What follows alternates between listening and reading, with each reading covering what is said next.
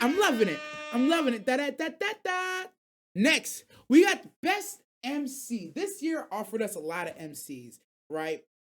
And everybody can identify with an MC or likes an MC for one reason or another, and everybody don't have the same taste. I feel like this category, I already know based on my top four who I nominated for myself. I already know a lot of people are gonna be like, yo, what about Deku? Yo, what about Kazuma? Yo, what about this person? What about that person? What about Taiki? What about Himmel? I can't do it, son. Himmel is technically not the MC, but because that the show is basically following him, I can make an argument for it, but we're not going to talk about that. We're going to leave that over there. This is a controversial grouping. For me, the top four MCs, the nominees are Bel Crannel from Daimachi season 5. Of course, we have Okaroon, aka Ken, what's his name? Keno something. I don't remember his whole name. From Dan to Dan. We have, of course, the drippiest, the manliest looking Sun Jinwoo. And of course, lastly, but not least, we have the homie Kafka from Kaiju number 8. Now, each of these MCs, personally for me, I made like a personal, mental, like emotional journey bond with them. Bill Crannel is an innocence that I lost in my youth that I wish I could have back. To experience and to have that sense of I wield this great power, but I'm so innocent with it. To have shawties throwing themselves at you constantly. I'm obtusely jealous of this man at all times. But at the same time, he wields power in such a way where it doesn't feel overwhelming. He's not the traditional MC. The true thing that makes him so nice and pure is his disposition, where he's genuinely just doing the right thing, going through life, just trying to make people happy, live a good life, and just be the best person that he can be. And that's something that I miss in myself. I wish I had some of that back. But Bell's also just a flat out badass, bro. And he got that nice thick lady Freya pushing all up on him. I want that right now. I do. I want that. So that's nominee number 1. Nominee number 2, we have Okaroon from Dan to Dan. Honestly, he's just a stand-up guy. My favorite thing about Okaroon is something that I, in my old ass age, have just recently started to learn how to do. It's the ability to shut up your insecurities, turn off your brain, and just work. There's times where you're gonna feel some type of way, you're gonna feel emotional building, you're gonna want, for lack of a better term, you feel like crashing out, or you feel so depressed that you don't want to do anything. Okaroon, my favorite attribute about Okaroon is that one, his respect for women off the charts. Two, his ability to, even though his mind can be racing, even though his heart's feeling one thing and his head's telling him another thing, at times when it's time to step up and just perform, that is exactly what he does. It is a beautiful thing to see. I fucking love it. Next on the list, we got Sung Jin Woo, the goddamn solo leveler.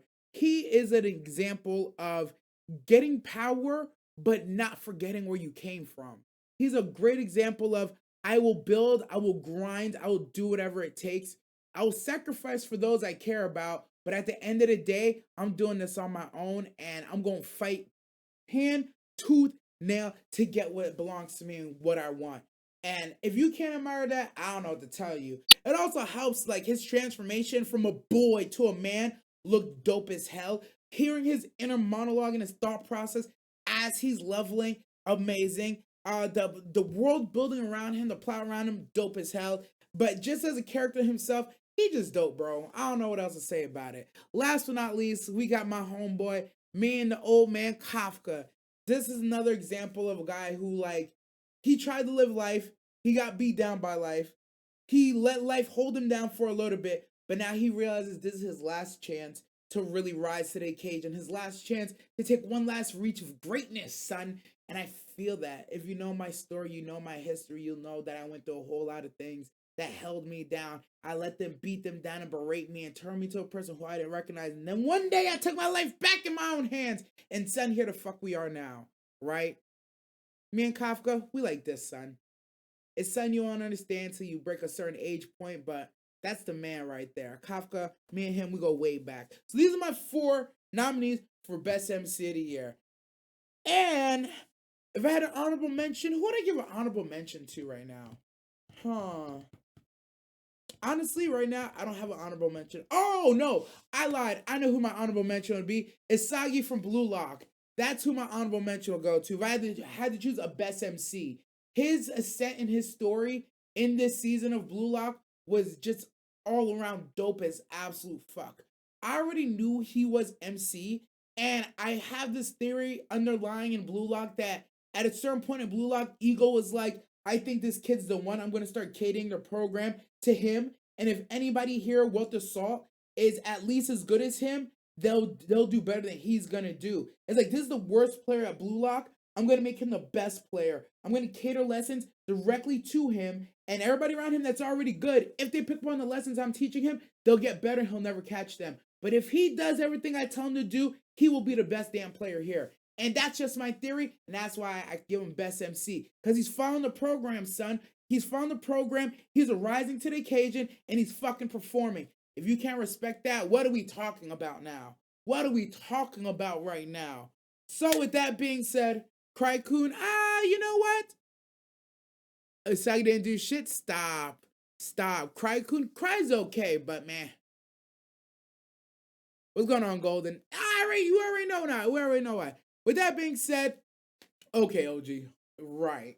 With that being said, best MC of 2024 goes to that man, Sung Drip Woo, because that's what they call him in the streets. Sung Drip Woo. Yeah, I gave it to him because Solo Leveling was dope. I love this character progression. I love the story of him. I love that even though he's powerful, he remains humble. He doesn't forget where he came from. He's doing it for his mama. He respects women. I'm down with the man Sung, bro. The man he is, the man he's becoming. I'm very glad that what happened to him. Not because of the trauma, because if anybody deserves this kind of, to wield this kind of power, time and time again throughout the show and what I've seen depicted in the anime so far, it is him. He is truly worthy, not only through his actions, but through his mental state, through his dedication, and just all around survivability. He's fucking dope, bro. So we got the Sung Jin Woo as best MC of the year. It was a close one on this one.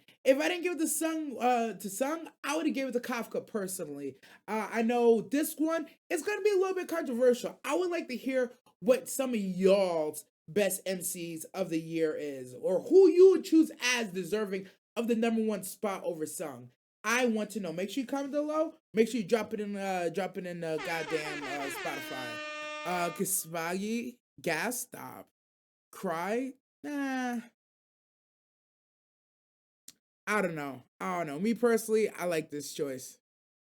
The next award goes Best Boy. Now, as you see, everybody here is another MC. But when I was trying to think of the best boys of the season that weren't like MCs, I was like, you know what? I can't really think of like, I had a hard time like, yo, who's some good side supporting characters who could just win Best Boy?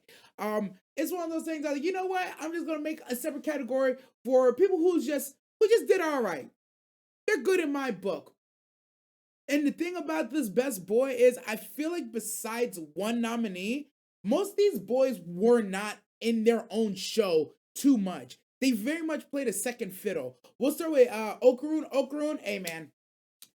He was already in this. He was already nominated for Best MC. He dropped down to Best Boy. He is a co-MC with the shawty, with Miss Ayez, with Momo. He kind of co's with her. So like, although he is an MC, he's still part of a boy group because she kind of runs the show sometimes. Again, I can't say no more good things about Okarun, stand-up dude.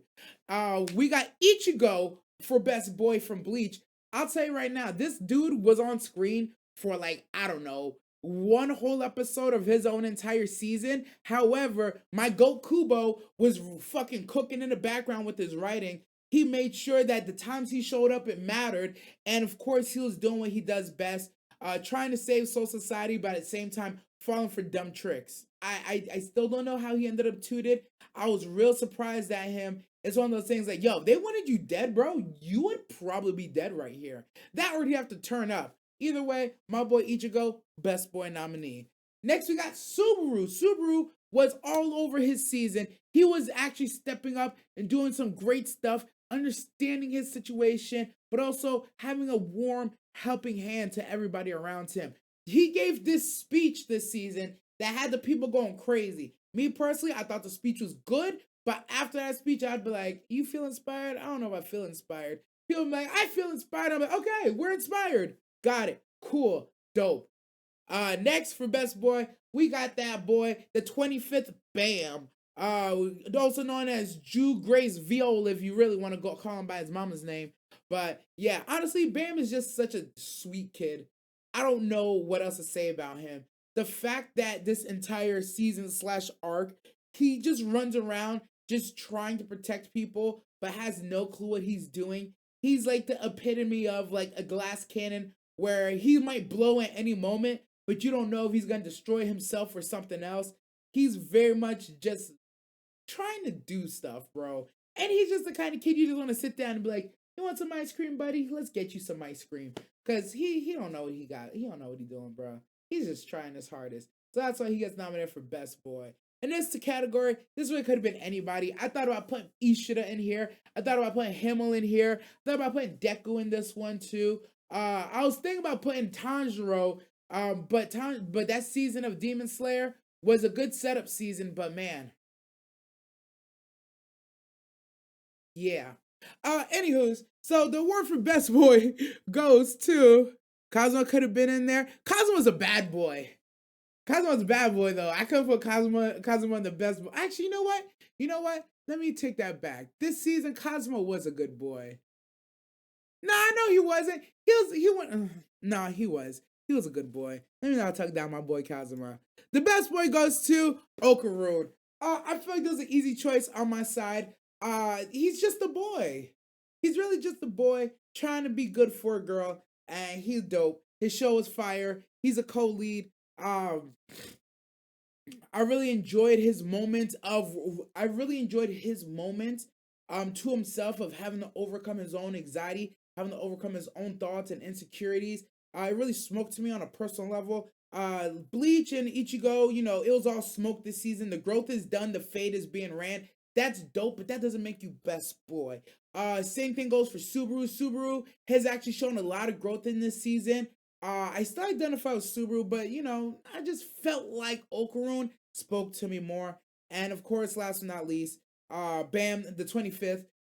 Honestly, he's just so fucking innocent, bro. He's just so innocent. He just fit into the best boy aesthetic. In hindsight, I feel like I would go back. I feel like for best boy, I would go back and maybe put Bachara. Because that's really who my best boy secretly is in my heart. Pause. But if not Bachara, I definitely could have put Deku in here. But if I put Deku up against Okaroon, I'm still picking Okaroon though. That's the thing. When I really think about it, I think about it in depth. Any best boy for the season I'd put against Okaroon, they gonna lose, bro. Bell, nah. Honestly, I like Okaroon more than Bell. And then I think about what's the homie from damn, I'm not gonna remember. Yeah, but nah. I like this choice. Best boy goes to Okaroon. Okaroon. And next category, we got best girl. Yeah, best motherfucking girl. Look, this is a category that I thoroughly enjoy. I love, I love, I love. You already know, everybody on this channel knows we love the shawties, and the shawties love us. Well, actually, no, they don't. They just kind of deal with us if I'm being real with you. It's very no. Let me stop. Anyways, yeah, we're gonna get into the best girl category of the season, of the year, not of the season. Funny enough, most of the best girls just came from this recent season. I'm not gonna hold you. If I had to throw in, if I had to throw in an honorable mention, I'd give an honorable mention to Fern from frieren. Fern was like such a refreshing character. She was like I've never seen them do stoic but soft woman so well. Like she's very firm. She doesn't talk too much, but she's firm. She's strong. She's powerful. But at the same time, she's very girly. It's a very good job they did with her. Very good mix. But when I put her up against all the other shotties on this list, it's like she's just a little bit on the outside looking in. Maybe it's recency bias. I don't know. But I feel like when I was thinking of best girls of the year, best girls of the season, the best girls of the season, I keep saying that. You could tell Fern got that from frieren. Honestly, possibly. Bella's just one my book just for licking ice cream off of Cassandra. This guy, I actually do like that. No, Shadow. Ah, I didn't read that. I have to pretend like I didn't read that. I don't know if that's a future telling or if that's a past telling, but yes, I do agree that's annoying. Um, so best girl, we got Momo. I is from Dan to Dan.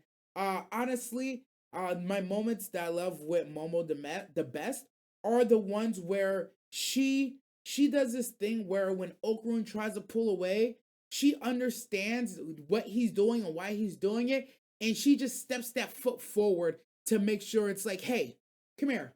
That's not what we do here.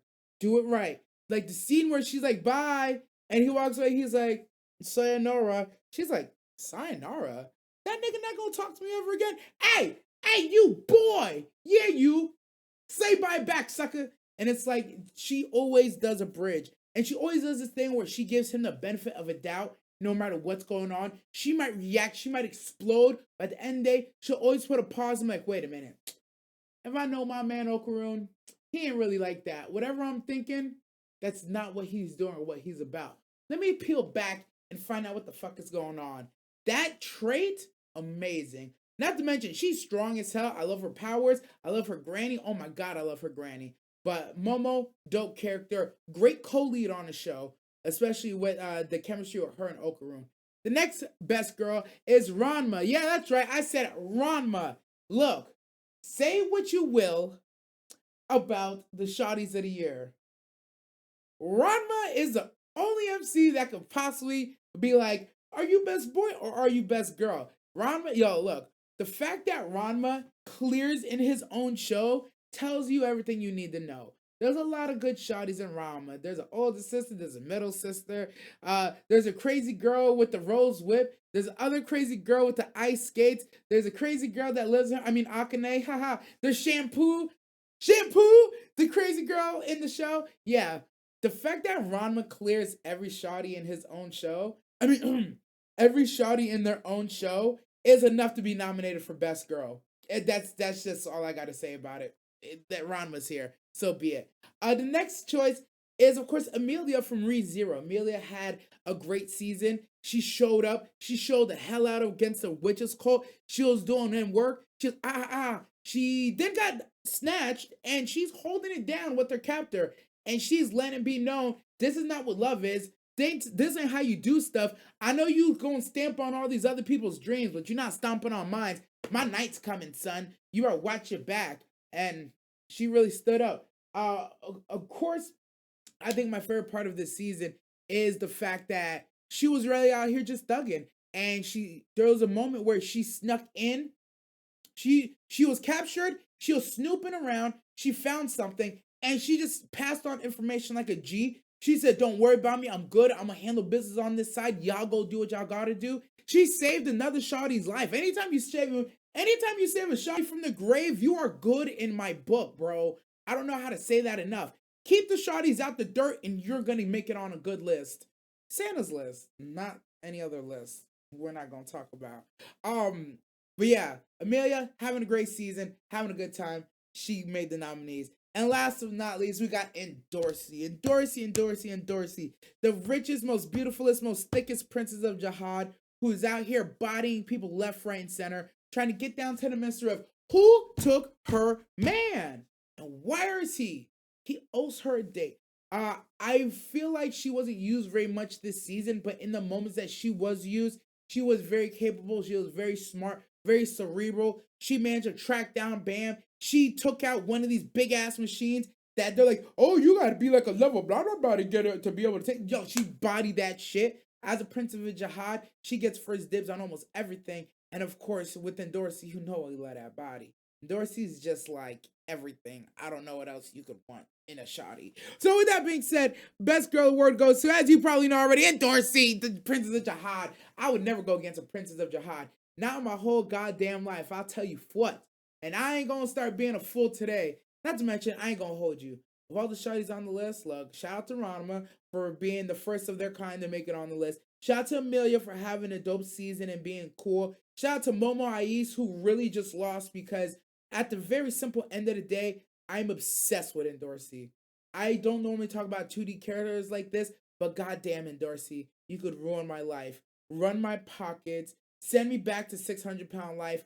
I don't care. The things I would do, the only thing I ask in Dorsey, please, I'm down on bending knee. Then Dorsey, put the heels back on. Put the heels back on. Bam. Bam. I don't know why you told her to take the heels off. It's why I'll never really fuck with you secretly in my heart. But in Dorsey, put the heels back on. Please. The shoes are cool, but I can't see them feet. Outfits look better in heels a lot of times. I don't often tell women what to do, but damn, I would love it if Dorsey would go back to the heels. It would fix me, or at least a lot of things in my life. Probably nothing in my life, but I would like to see it. Yeah, bring back the heels. Yeah. Sheer willpower. Shout out to Komari from Makane and Ren from Pseudo Harem for those who watched it. You know what? For best girl, yeah. For best girl, shout out to Komari. That's a good honorable mention. Actually, I got a couple honorable mentions for best girl. A couple honorable mentions, because I'm peace. Yo, shout out to Komari.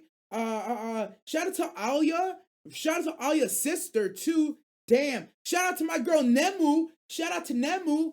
Ooh, there's a lot of good girls this season. This year. I keep saying this season. What is wrong with me? There's a lot of good shawties this year. Very tough list, but Dorsey clears them all for this year, in my opinion. And it's purely a vanity thing. I ain't gonna hold you. If I had to choose based on substance, show, character, and a whole bunch of other things like criteria, I would probably say I probably said Fern, frieren, or Momo Ias. Or of course, if I really wanted to go into the bag, as Golden said earlier, Mao Mao from Apothecary Diaries. But the Apothecary Diaries had this unfortunate thing where like 8 of the episodes were in 2023, or like 20 episodes were in 2023, and then like 6 of the episodes were like in 2024. So I put Apothecary Diaries with 2023. Or I think the first cour finished in 2023. So I put Apothecary Diaries with 2023 and not 2024. Shout out to Mao Mao, because honestly,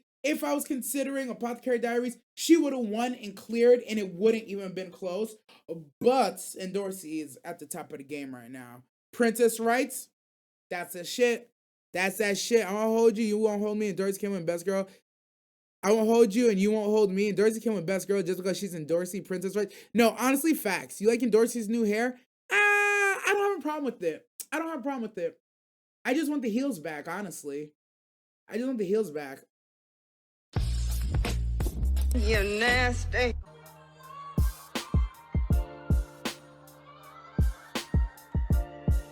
You wanna go around? Oh, right, I'm really fucking shaking, bro.